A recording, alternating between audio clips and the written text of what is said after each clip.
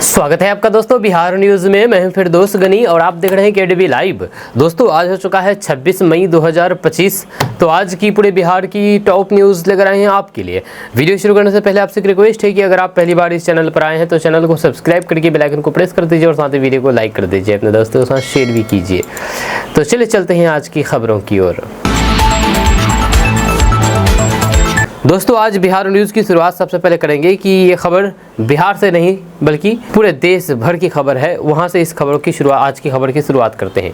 तो आपको बता दूं कि ना नमाज पढ़ी जाएगी और ना ही भारत में दफनाने की ज़मीन। दरअसल ऑल इंडिया इमाम ऑर्गेनाइजेशन के चीफ इमाम डॉक्टर उमर अहमद इलियासी ने दहशतगर्दियों को लेकर के बड़ा बयान दे दिया है। इलियासी ने दहशतगर्दी के खिलाफ फतवा जारी करते हुए कहा कि देश में मरने वाले किसी भी दहशतगर्दी के अंतिम संस्कार के लिए यानी कि दफनाने के लिए, जनाजा पढ़ने के लिए नमाज नहीं पढ़ी जाएगी। दहशतगर्दियों को भारतीय धरती पर दफनाया भी नहीं जाएगा। इसके अलावा उन्होंने ये भी मांग की है कि दहशतगर्दी संगठन अपने नाम से इस्लाम और मोहम्मद जैसे पवित्र शब्द हटा दें।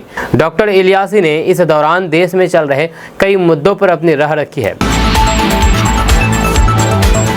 लालू के लाल तेज प्रताप यादव ने एक ऐसा ऐलान कर दिया है जो अब चर्चा का विषय बन गया है। दरअसल बात यह है कि लालू प्रसाद यादव के बड़े बेटे तेज प्रताप यादव को नई दुल्हनिया मिल गई है। खुद लालू के लाल ने इसका खुलासा किया है।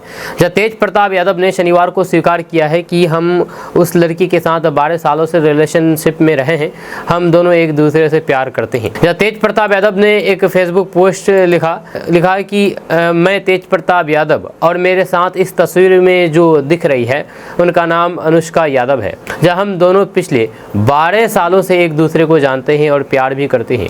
हम लोग पिछले 12 सालों से एक रिलेशनशिप में रहते हैं और रहे हैं। मैं बहुत दिनों से आप लोगों से ये बात कहना चाहता था पर समझ नहीं आ रहा था कि कैसे कहूँ, इसलिए आज इस पोस्ट के माध्यम से अपने दिल की बात आप सबके बीच रख रहा हूँ। आशा करता हूँ कि आप लोग मेरी बातों को समझेंगे। आपको बता दूं कि साल 2018 में मई महीने में बिहार के पूर्व सीएम लालू प्रसाद यादव और फिर राबड़ी देवी ने अपने बड़े बेटे तेज प्रताप यादव की शादी शाही अंदाज में की थी। उन्होंने अपने लाडले के लिए काफी पढ़ी लिखी और बेहद खूबसूरत ऐश्वर्या को चुना था। तेज प्रताप और ऐश्वर्या की शादी काफी धूमधाम से हुई थी जिसमें तमाम बड़े नेताओं ने शिरकत करके वर वधू को आशीर्वाद दिया था। हालांकि ये शादी ज्यादा दिनों तक नहीं टिक पाई और अंत में दोनों ने तलाक ले लिया। तेज प्रताप यादव और ऐश्वर्या की शादी को कुछ ही महीने हुए थे कि एक दिन खबर आई कि तेज प्रताप यादव ने पटना के फैमिली कोर्ट में ऐश्वर्या से तलाक लेने से संबंधित आवेदन फाइल कर दिया है। इस खबर ने हर किसी को चौंका दिया था, लेकिन तेज प्रताप यादव ने साफ साफ कह दिया है कि वे ऐश्वर्या के साथ नहीं रहना चाहते हैं और उनका तलाक होकर के रहेगा। तेज प्रताप यादव के इस फैसले ने सियासी गलियारों में हलचल मचा दी थी। इस प्रकरण से लालू राबड़ी की काफी बदनामी भी हुई थी। अगर बिहार में हमारी सरकार बनती है तो 100% डोमिसाइल नीति लागू करेंगे, ये कहना है तेजस्वी यादव का। जी हाँ, तेजस्वी यादव ने बिहार में 100% डोमिसाइल नीति लागू करने का वादा करके राजनीतिक हलकों में हलचल मचा दी है। एक पोस्ट के माध्यम से उन्होंने ये घोषणा की है कि यदि उनकी सरकार बनती है तो बिहार में सिर्फ बिहार के मूल निवासियों को ही सभी सरकारी नौकरियों और फिर योजनाओं में प्राथमिकता दी जाएगी। तेज प्रताप यादव के इस बयान पर भाजपा ने तीखी प्रतिक्रिया दी है। भाजपा प्रवक्ता प्रभाकर मिश्रा ने कहा है कि जब सरकार बनती ही नहीं है तो फिर कोई भी वादा किया जा सकता है। वहीं पर तेजस्वी यादव को डोमिसाइल नीति की जमीनी हकीकत समझनी चाहिए। उन्होंने सवाल उठाया है कि यदि बिहार में ये नीति लागू होती है तो फिर क्या अन्य राज्य भी वैसा ही कदम नहीं उठाएंगे? इससे बिहार के युवाओं के लिए बाहर नौकरी पाना मुश्किल हो सकता है। दोस्तों बिहार में पिछले कई दिनों से मौसम थोड़ा बिगड़ा हुआ है। बिगड़ा नहीं, इसको ठीक ही कहा जा सकता है कि ठीक है। जहाँ बिहार के लगभग जिलों में बादल छाए रहेंगे कई आज और कई जिलों में आंधी पानी की संभावना है। मौसम विभाग की ओर से ऑरेंज अलर्ट जारी किया गया है। जहाँ इन जिलों में तेज हवा चल सकती है, जहाँ इसकी गति 40 से 50 किलोमीटर प्रति घंटे की हो सकती है। जहाँ हल्की बारिश या फिर मध्यम स्तर की वर्षा हो सकती है। मेघ गर्जन के साथ वज्रपात की भी चेतावनी दी गई है। मौसम विभाग की ओर से अगले 24 घंटे के लिए रोहतास, कैमूर, औरंगाबाद, अरवल, भोजपुर, बक्सर, सारण, सिवान, गोपालगंज, पूर्वी चंपारण और पश्चिमी चंपारण के लिए ऑरेंज अलर्ट जारी किया गया था। हालांकि कुछ और भी जिले हैं जहां आज बारिश और वज्रपात की संभावना है। हालांकि ऑरेंज अलर्ट इन जिलों के लिए नहीं है। मौसम विभाग का कहना है कि गया, जहानाबाद, नवादा, नालंदा और फिर पटना जिले के कुछ भागों में बारिश की संभावना है। बिजली भी गिर सकती है। दोस्तों, चिराग पासवान की पार्टी लोक जनशक्ति पार्टी रामविलास पर विपक्षी दल ने यह आरोप लगाते हैं कि वे बीजेपी की छात्र छाया में हैं। यह बिहार विधानसभा चुनाव में भी पार्टी ने बीजेपी के साथ मिलकर के चुनाव लड़ने की घोषणा कर दी है।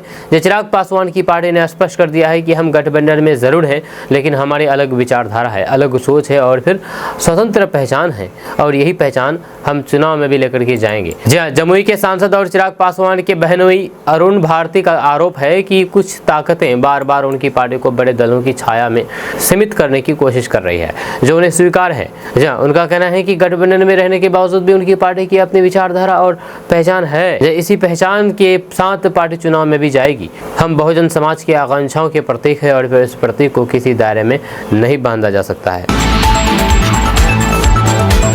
दोस्तों, केंद्रीय मंत्री हिंदुस्तानी अवाम मोर्चा के संरक्षक जीतन राम मांझी ने आरजेडी सुप्रीमो लालू प्रसाद यादव के बड़े बेटे तेज प्रताप यादव के रिलेशनशिप को लेकर के बड़ा हमला बोला है। उन्होंने कहा है कि दारोगा बाबू की पोती ऐश्वर्या के साथ जो लालू परिवार ने किया है, उसका बदला आने वाले चुनाव में बिहार की हर महिला लेकर के रहेगी। तेज प्रताप यादव ने खुलासा किया है कि वे 12 साल से रिलेशनशिप में हैं। दरअसल तेज प्रताप यादव ने सोशल मीडिया पर खुलासा किया है कि वे अनुष्का यादव नाम की एक लड़की के साथ रिलेशनशिप में हैं। दोनों एक दूसरे से प्यार करते हैं और फिर पिछले 12 सालों से रिलेशनशिप में रह रहे हैं। वहीं पर इस पर जीतन राम मांझी ने सीधे लालू प्रसाद यादव को टारगेट किया है। उन्होंने पूछा है कि किसी लड़की की जिंदगी बर्बाद करने का हक लालू परिवार को किसने दिया। दोस्तों, बिहार में मध्याह्न भोजन योजना यानी कि मिड डे मील में अनियमितताओं को लेकर के शिक्षा विभाग ने सख्त रुख अपनाया है। जब विभाग के अपर मुख्य सचिव एस सिद्धार्थ ने स्पष्ट चेतावनी दी है कि अब गड़बड़ी के लिए न केवल स्कूलों के प्रधानाध्यापक जिम्मेदार होंगे, बल्कि जिला कार्यक्रम पदाधिकारी, जिला कार्यक्रम प्रबंधक और प्रखंड जिला साधन सेवी भी कार्रवाई के दायरे में आएंगे। शिक्षा विभाग को लंबे समय से मिड डे मील योजना में अनियमितताओं की शिकायतें मिल रही थी। जब कई स्कूलों में छात्रों की उपस्थिति में फर्जीवाड़ा, मेनू के अनुसार भोजन न परोसना और केंद्रीकृत रसोई घर से खराब गुणवत्ता वाला भोजन भेजने की शिकायतें सामने आई है। जब कुछ मामलों में बच्चों की संख्या से कम भोजन आपूर्ति की गई है, जिसके कारण कई बच्चों को उचित पोषण नहीं मिल पाया है। इन शिकायतों को गंभीरता से लेते हुए विभाग ने अब जवाबदेही को हर स्तर पर लागू करने का फैसला किया है। वहीं पर अपर मुख्य सचिव डॉक्टर एस सिद्धार्थ ने मई 2025 में सभी जिला शिक्षा पदाधिकारियों को आदेश जारी करके कहा है कि मिड डे मील में किसी भी तरह की गड़बड़ी बर्दाश्त नहीं की जाएगी। यदि किसी स्कूल में योजना के तहत निर्धारित मानकों का पालन नहीं होता या फिर भोजन की गुणवत्ता खराब पाई जाती है, तो न केवल हेडमास्टर बल्कि संबंधित जिला और प्रखंड स्तर के अधिकारी भी जिम्मेदार होंगे। ऐसे मामलों में अनुशासनात्मक कार्रवाई की जाएगी, जिसमें निलंबन से लेकर के अन्य सख्त कदम शामिल हो सकते हैं। दोस्तों, बिहार में शिक्षकों की भारी कमी को दूर करने के लिए शिक्षा विभाग ने ट्राई 4 के तहत 90,000 से अधिक शिक्षकों की नियुक्ति की तैयारी कर ली है। हालांकि इसके बाद भी बिहार में करीब 60,000 पद खाली रह जाएंगे। जब वर्तमान में बिहार के सरकारी स्कूलों में 5,65,000 शिक्षक कार्यरत हैं, जबकि जरूरत 7 लाख शिक्षकों की है। जब शिक्षा विभाग का लक्ष्य है कि 2026 तक सभी खाली पड़े पदों पर नियुक्ति प्रक्रिया पूरी कर ली जाए। जब ट्राई 4 में पिछले ट्राई 3 में खाली रह गए 22,000 पदों को भी शामिल किया जाएगा। जहां ट्राई 4 की आवेदन प्रक्रिया जून के अंतिम सप्ताह से शुरू होगी और फिर अगस्त में परीक्षा आयोजित की जाएगी। जहां सितंबर तक परिणाम जारी कर दिए जाएंगे। इस बार पेपर कठिन होने की संभावना है, जिससे योग्य उम्मीदवारों की चयन प्रक्रिया मजबूत हो। आवेदन में 14 जिलों को प्राथमिकता दी जाएगी, जिनमें शिवहर, सीतामढ़ी, पूर्णिया, कटिहार, सुपौल, जमुई जैसे जिले शामिल हैं। इन जिलों में शिक्षकों की भारी कमी है। शिक्षा विभाग ने 1,30,000 शिक्षकों का ट्रांसफर कर दिया है। जब पोस्टिंग प्रक्रिया 23 से 30 जून के बीच पूरी होगी और फिर पारदर्शिता बनाए रखने के लिए कोडिंग के आधार पर स्कूल आवंटित किए जाएंगे। दोस्तों, बिहार में सरकारी नौकरी की तैयारी कर रहे युवाओं को नीतीश सरकार ने बड़ी खुशखबरी दी है। जी हाँ, दरअसल बात यह है कि बिहार के आईटी मंत्री कृष्ण कुमार मंटू ने कहा है कि अब प्रतियोगी परीक्षाओं की तैयारी के लिए सुदूरवर्ती ग्रामीण इलाकों के बच्चों को कोटा दिल्ली जाने की जरूरत नहीं पड़ेगी। जब बिहार के सभी 243 विधानसभा क्षेत्रों में वाईफाई और अत्याधुनिक सुविधाओं से लैस ई लाइब्रेरी स्थापित की जाएगी। इस पर करीब 80 करोड़ रुपए खर्च किए जाने की योजना है। इसका प्रस्ताव तैयार कर लिया गया है। कैबिनेट से मंजूरी मिलते ही इस पर कार्य शुरू हो जाएगा। आईटी मंत्री कृष्ण कुमार मंटू ने कहा है कि ग्रामीण क्षेत्र में अभी भी तकनीकी शिक्षा का अभाव है। इस कारण लोग बच्चों को दूसरे राज्यों और फिर शहरों में पढ़ाई के लिए भेजते हैं। जब बिहार में आईटी पॉलिसी लागू की गई है, ऐसे में बिहार को तकनीकी रूप से मजबूत करने और फिर यहाँ के बच्चों को विधानसभा के बाद प्रखंड और फिर पंचायत स्तर पर ई लाइब्रेरी की सुविधा मिले। दोस्तों, कांग्रेस नेता राहुल गांधी के बिहार दौरे से कुछ दिन पहले ही पार्टी को बड़ा झटका लगा है, जब कटिहार जिले के 17 प्रमुख नेताओं ने कांग्रेस पार्टी छोड़कर के भाजपा का दामन थाम लिया है। ये राजनीतिक बदलाव वरिष्ठ कांग्रेस नेता और फिर 6 बार के सांसद तारिक अनवर पर गंभीर आरोपों के साथ हुआ है। इससे पार्टी के भीतर दरार और गहरी हो गई है, जहाँ और फिर राज्य में कांग्रेस की ताकत पर सवाल उठ रहे हैं। कांग्रेस से जुड़े हुए श्रमिक संगठन इंटक के अध्यक्ष विकास सिंह ने इस नाटकीय बदलाव का नेतृत्व किया है। उन्होंने तारिक अनवर पर अपने कार्यों और फिर बयानबाजी में उच्च जाति विरोधी मानसिकता को बढ़ावा देने का आरोप लगाया है। जब पटना में आयोजित एक समारोह में बिहार के पीएचडी मंत्री नीरज कुमार सिंह बबलू की मौजूदगी में भाजपा में शामिल होते हुए उन्होंने कहा कि ये तो बस शुरुआत है, आने वाले दिनों में सैकड़ों हजारों कार्यकर्ता भाजपा में शामिल होने के लिए तैयार हैं। दोस्तों, बिहार के पूर्व डिप्टी सीएम और आरजेडी नेता तेजस्वी प्रसाद यादव अलग अलग मुद्दों पर सोशल मीडिया के जरिए सरकार को घेरते रहते हैं, चाहे वह बिहार में बढ़ते अपराध का मामला हो या बेरोजगारी या फिर अन्य मामले। तेजस्वी लगातार सरकार पर हमलावर बने रहते हैं। अब एक बार फिर से तेजस्वी यादव ने बिहार की डबल इंजन सरकार पर तीखा वार कर दिया है। दरअसल तेजस्वी यादव ने अपने एक्स हैंडल पर एक पोस्ट शेयर किया है। इस पोस्टर के जरिए तेजस्वी यादव ने बिहार की डबल इंजन सरकार को विभिन्न मुद्दों पर घेरने की कोशिश की है। तेजस्वी यादव ने पोस्टर शेयर करते हुए लिखा है कि 20 वर्षों की डबल इंजन खटारा सरकार बिहार और बिहारियों के लिए एकदम बेकार। इस पोस्टर में एक खटारा कार को दिखाया गया है, जिसकी ड्राइविंग सीट पर सीएम नीतीश कुमार बैठे हुए हैं, तो पिछली सीट पर प्रधानमंत्री नरेंद्र मोदी नजर आ रहे हैं। जब कार का नंबर भी बड़ा दिलचस्प है, कार का नंबर लिखा हुआ है 2005 से 2025। जब गाड़ी के ऊपर कुछ बोरियां लदी हुई है, जिसके ऊपर गरीबी, नौकरशाही, अशिक्षा, बेरोजगारी और भ्रष्टाचार जैसे मुद्दे दर्शाए गए हैं। उधर राष्ट्रीय जनता दल यानी कि आरजेडी ने भी इस एक एआई का वीडियो जारी किया है। इसके साथ लिखा गया है कि कुर्सी का ख्वाब, पलटू का खिताब। इस वीडियो में नीतीश कुमार को कुर्सी से चिपका हुआ दिखाया गया है। इस वीडियो के जरिए आरजेडी ने सीएम नीतीश कुमार पर तीखा तंज कसा है। दोस्तों, पटना के पास बिजली गिरने की वजह से आकाशीय बिजली गिरने की वजह से 3 लोगों की जान चली गई और 4 लोग घायल हो गए हैं। अधिकारियों ने बताया है कि पटना के बाहरी इलाकों में बख्तियारपुर प्रखंड के अंतर्गत न्यू बाईपास रोड पर स्थित राघोपुर गांव में बिजली गिरने से 3 लोगों की जान चली गई और 4 अन्य गंभीर रूप से घायल हो गए हैं।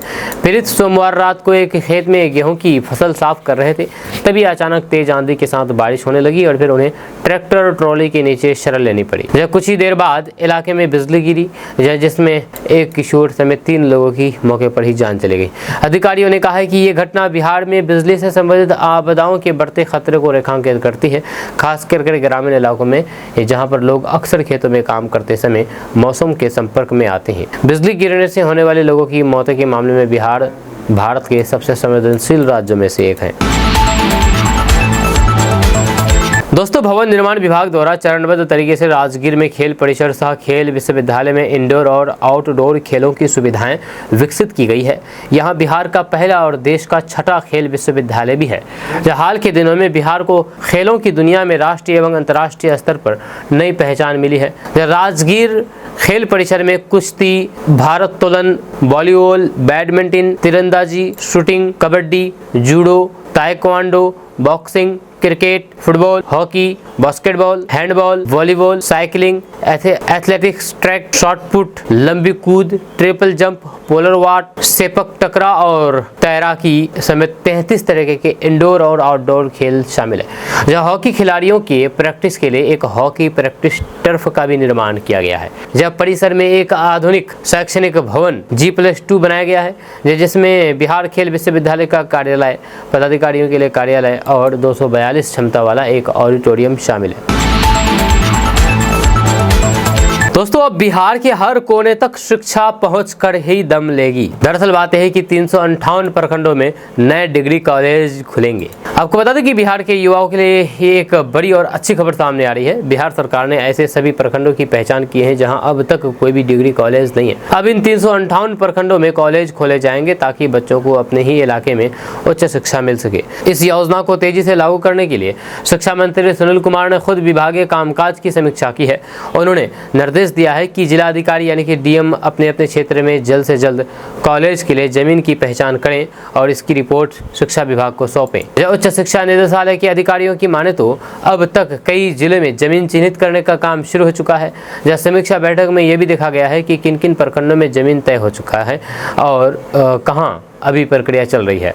सरकार चाहती है कि इस काम में किसी तरीके की देरी ना हो ताकि जल्द से जल्द कॉलेज बन करके तैयार हो सके और फिर पढ़ाई शुरू हो सके।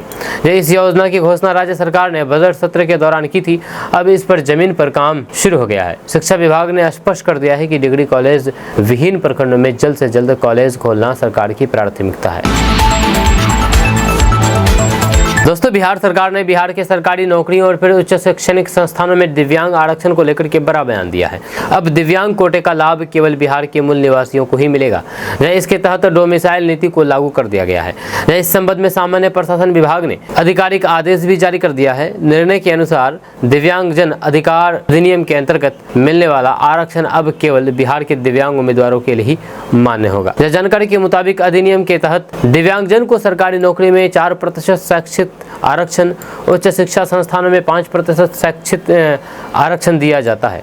अब तक इस आरक्षण का लाभ दूसरे राज्यों के अभ्यर्थियों को भी मिल रहा था, जिससे बिहार के दिव्यांग उम्मीदवारों को उचित अवसर नहीं मिल पा रहा था। राज्य सरकार ने इसको समाप्त करने के लिए डोमिसाइल नीति लागू करने का निर्णय लिया। डेंगू और चिकनगुनिया की बीमारी ने पैर पसारना शुरू कर दिया है।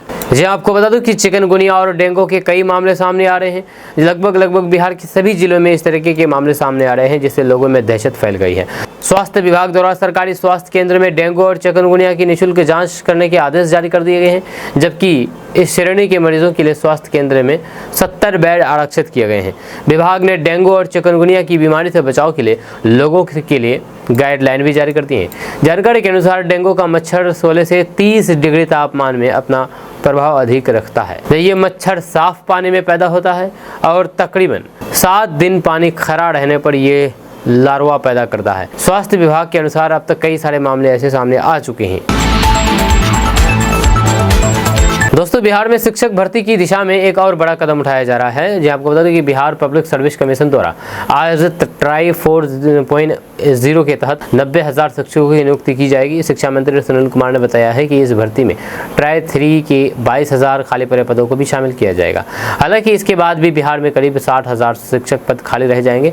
मौजूदा समय में बिहार के 81,000 सरकारी स्कूलों में 5,65,000 शिक्षक कार्यरत हैं, जबकि 7 लाख शिक्षकों की जरूरत है। शिक्षा विभाग का लक्ष्य 2026 तक सभी खाली पड़े पदों को भरना है। वहीं पर आपको बता दें कि बीपीएससी ट्राई 4.0 भर्ती प्रक्रिया जून 2025 के अंतिम सप्ताह से शुरू होगी, जहां ऑनलाइन आवेदन की प्रक्रिया 20 जून 2025 से शुरू होगी और फिर 5 जुलाई 2025 तक चलेगी। परीक्षा अगस्त 2025 में आयोजित की जाएगी, जिसमें 19 और फिर 20 अगस्त 2025 को लिखित परीक्षा की संभावना तारीख है। दोस्तों, ऑपरेशन सिंदूर के बाद पहली बार प्रधानमंत्री नरेंद्र मोदी 2 दिवसीय दौरे पर बिहार आ रहे हैं। 29 मई को पटना और फिर 30 मई को विक्रमगंज में उनका कार्यक्रम है।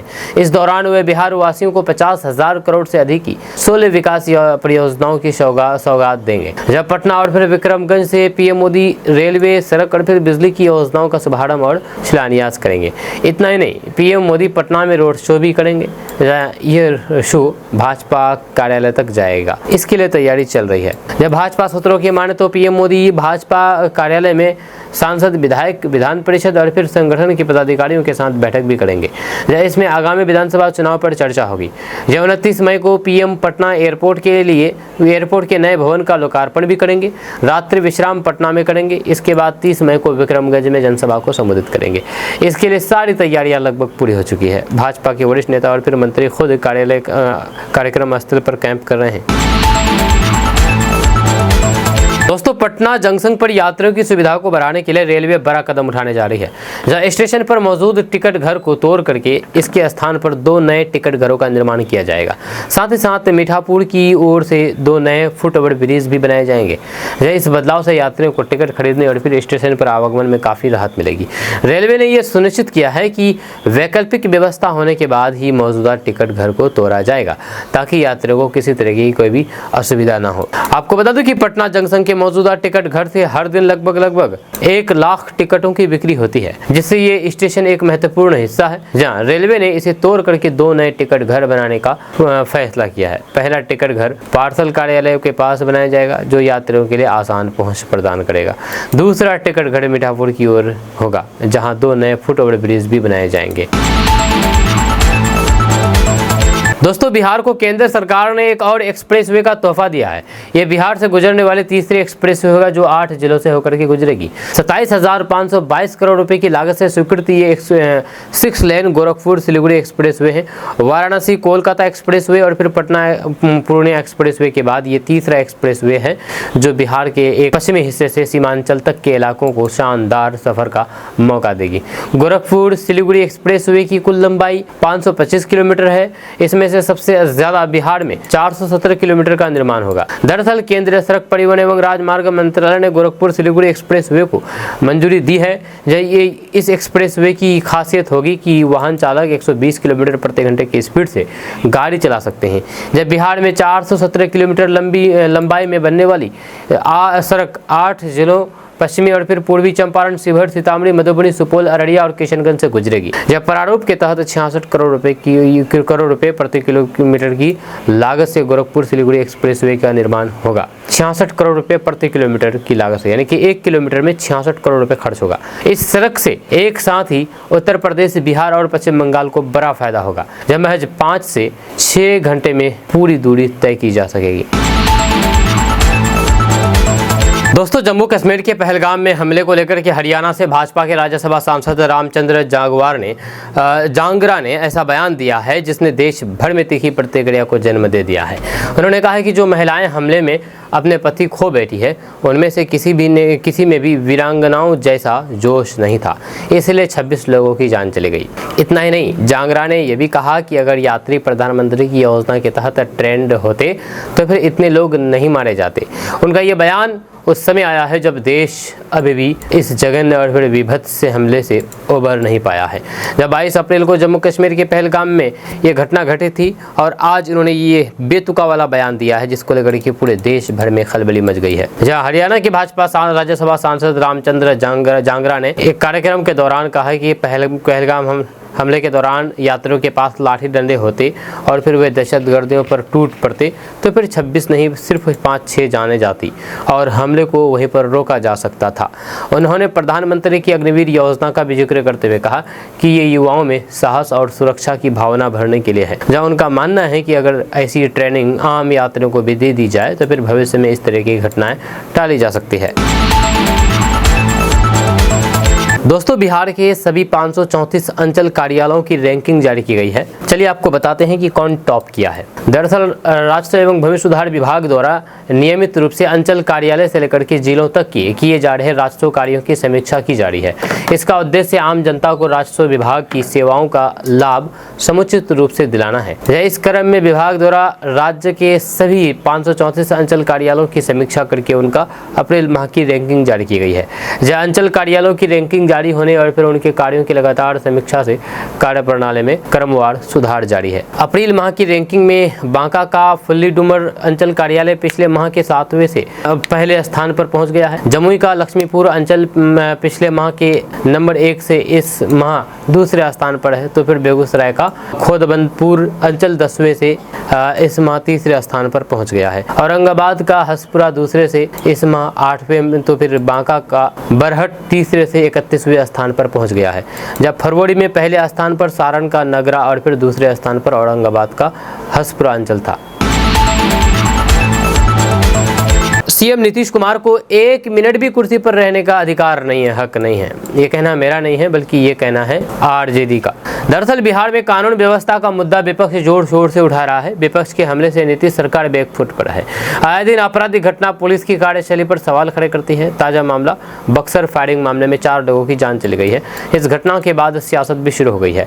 राजद ने कानून व्यवस्था के मुद्दे पर मुख्यमंत्री नीतीश कुमार को आड़े हाथों लिया। आरजेडी नेता मृत्युंजय तिवारी ने कहा है कि गृह विभाग के 6वें सर्वा मुख्यमंत्री नीतीश कुमार है। मुख्यमंत्री से गृह विभाग नहीं संभल रहा है, बेहतर है कि मुख्यमंत्री पद से इस्तीफा दे दे।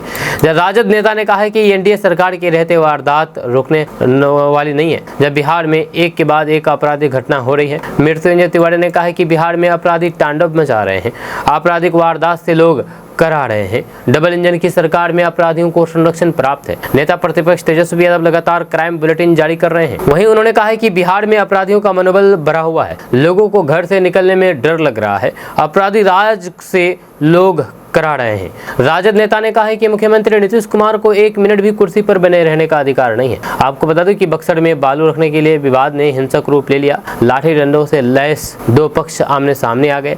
मारपीट के बाद ताबड़तोड़ गोलियां बरसाई गई। फायरिंग में 4 लोगों की जान चली गई, 1 घायल का इलाज चल रहा है। दोस्तों, दिल्ली में शनिवार को नीति आयोग की गवर्निंग काउंसिल की 10वीं बैठक हुई। इसमें बिहार के मुख्यमंत्री नीतीश कुमार की गैर मौजूदगी चर्चा का विषय रही। इस पर नीतीश ने अपनी प्रतिक्रिया भी दी है। नीति आयोग की बैठक में शामिल न होने के सवाल पर नीतीश कुमार ने कहा है कि नीति आयोग की बैठक के लिए नहीं आए हैं। पीएम एनडीए के मुख्यमंत्रियों की बैठक में भाग लेने आए हैं। बैठक का समय थोड़ा बढ़ा दिया गया है, उसी में भाग लेंगे। वहीं पर बिहार के उप मुख्यमंत्री सम्राट चौधरी ने कहा है कि बिहार में भारत सरकार के समर्थन से जो विकास का काम लगातार हो रहा है, इसके लिए हमारे मुख्यमंत्री पीएम के साथ बैठक में उन्हें धन्यवाद देंगे। जब बिहार में मुख्यमंत्री नीतीश कुमार के नेतृत्व में जो जल जीवन हरियाली अभियान चल रहा है, उसकी चर्चा करेंगे। ये पहली बार नहीं है जब नीतीश कुमार नीति आयोग की बैठक में शामिल नहीं हुए हैं। पूर्व में भी, यानी कि पहले भी कई बार ऐसे बैठक हुए और जिसमें वो शामिल नहीं हुए। दोस्तों, बिहार के रेल यात्रियों के लिए रेलवे बोर्ड के एक फैसले से बड़ा झटका लग सकता है। खास करके राजधानी पटना सहित भागलपुर से बक्सर के बीच सभी जिलों के यात्रियों के लिए मुश्किलों भरा सफर हो सकता है। इसका कारण दशकों से परिचालित फरक्का एक्सप्रेस रूट बदलने के लिए रिपोर्ट मांगने से है। जब पूर्व सीमांत रेलवे गुवाहाटी जोन ने रेलवे बोर्ड की सलाह पर पूर्व मध्य रेल हाजीपुर जोन को पत्र जारी किया है, जिसमें फरक्का एक्सप्रेस का मौजूदा रूट बदलने का रिपोर्ट मांगी गई है। जैसे बिहार के भागलपुर, बांका, जमुई, मुंगेर, लखीसराय, पटना, भोजपुर, बक्सर आदि जिलों के हजारों यात्रियों को बड़ा झटका लगेगा जो इस ट्रेन की सेवाओं का लाभ लेते हैं। दोस्तों, बिहार में नीतीश के साथ खेला हो गया है। दरअसल बात यह है कि बिहार में मुख्यमंत्री नीतीश कुमार के नेतृत्व वाला एनडीए आरजेडी के नेतृत्व वाले महागठबंधन से आगे चल रहे हैं। जब बिहार की महिलाएं राज्य में सरकार बनाने के लिए सत्तारूढ़ गठबंधन को अपनी पहली पसंद बता रही है। जब राज्य में इस साल अक्टूबर-नवंबर में चुनाव होने वाले हैं। एक इनसाइट द्वारा मई के शुरू में जारी एक नए ओपिनियन पोल से मिली है। यह सर्वे के मुताबिक कि जेडीयू नेता नीतीश कुमार महिलाओं के बीच मुख्यमंत्री के तौर पर पहली पसंद है। जब सर्वे में शामिल 45% महिलाओं ने कहा है कि वे नीतीश को फिर से बिहार के मुखिया के तौर पर देखना चाहते हैं। इसके विपरीत आरजेडी नेता तेजस्वी यादव युवाओं के बीच पहली पसंद बनकर के उभरे हैं। सर्वे में शामिल 18 से 29 आयु वर्ग के 42% लोगों ने अगले सीएम के तौर पर नीतीश की जगह उन्हें पसंद किया है। हालांकि एनडीए युवाओं के बीच पहली पसंद बनी हुई है। 18 से 29 आयु वर्ग के 44.6% लोगों ने कहा कि वो एनडीए को वोट देंगे। वहीं 39.5% लोगों ने कहा कि महागठबंधन को सत्ता में देखना पसंद करेंगे। केवल 0.76% ने कहा कि वे प्रशांत किशोर की जनसुराज पार्टी को वोट देंगे, यानी कि 1% भी नहीं। जब महिलाओं के बीच राज्य में एक और कार्यकाल के लिए सरकार बनाने के लिए एनडीए शीर्ष विकल्प बना हुआ है, जिसमें 60.4% ने दावा किया है कि वे सत्तारूढ़ गठबंधन को वोट देना पसंद करेगी, जबकि 28.4% ने महागठबंधन का समर्थन किया है। वहीं पर ओपिनियन पोल में शामिल 39% लोगों ने कहा है कि वे तेजस्वी यादव को बिहार के मुख्यमंत्री के रूप में देखना चाहते हैं, जबकि 34% लोगों ने कहा कि वे इस पद पर नीतीश कुमार को पसंद करते हैं। ये दूसरा ओपिनियन पोल है जिसमें आरजेडी के तेजस्वी यादव को सीएम पद के लिए शीर्ष पसंद बताया गया है। सी वोटर के पहले के प्री पोल सर्वे में तेजस्वी यादव को सीएम पद के लिए शीर्ष पसंद बताया गया था। वहीं पर प्रशांत किशोर दूसरे स्थान पर थे और फिर उसके बाद नीतीश कुमार तीसरे स्थान पर थे। यह सर्वे के मुताबिक 30 से 39 वर्ष आयु वर्ग के और फिर 60 वर्ष से अधिक आयु वर्ग के लोगों के बीच तेजस्वी यादव सीएम के रूप में शीर्ष पसंद बने हुए हैं, यानी कि पहली पसंद बने हुए हैं। वहीं पर दूसरी ओर 40 से 49 वर्ष और 50 से 59 वर्ष के आयु वर्ग के लोग नीतीश कुमार के बीच पसंद बने हुए हैं, यानी कि नीतीश कुमार को वो लोग पहली पसंद मानते हैं। दिलचस्प बात यह है कि अधिकांश पुरुष ने कहा कि वे तेजस्वी यादव को मुख्यमंत्री के रूप में पसंद करते हैं, करीब 46% लोगों ने। दोस्तों, आम आदमी पार्टी के नेता सांसद संजय सिंह ने हाल ही में एक जनसभा में भारतीय मुसलमानों को लेकर के भावुक बयान दिया है, जिसने चर्चा को जन्म दे दिया है। उन्होंने कहा है कि मुझे बहुत दुख होता है जब कोई मुस्लिम ये कहता है कि 1947 में हमने यहाँ रहने का निर्णय लिया। संजय सिंह ने कहा है कि भारत देश सभी भारतीयों का है और इसमें किसी को ये कहने की जरूरत नहीं है कि उसने यहाँ रहने का कोई निर्णय लिया था। ये उनका मुल्क था और रहेगा। जब संजय सिंह ने आगे कहा है कि कई बार हमारे साथी जब इस बात को कहते हैं कि 1947 में उन्होंने यहाँ रहने का फैसला किया, वो सुन करके मुझे बहुत दुख होता है। जब ये आपका मुल्क था और रहेगा, इसमें ये बात करने की कोई भी जरूरत नहीं है, क्योंकि जब ये बात मैं सुनता हूँ तो मुझे बहुत दुख होता है। मैं अपने कई मुस्लिम साथियों से कहता हूँ कि क्यों कहते हैं कि हमने निर्णय लिया, सोचा और फिर समझा।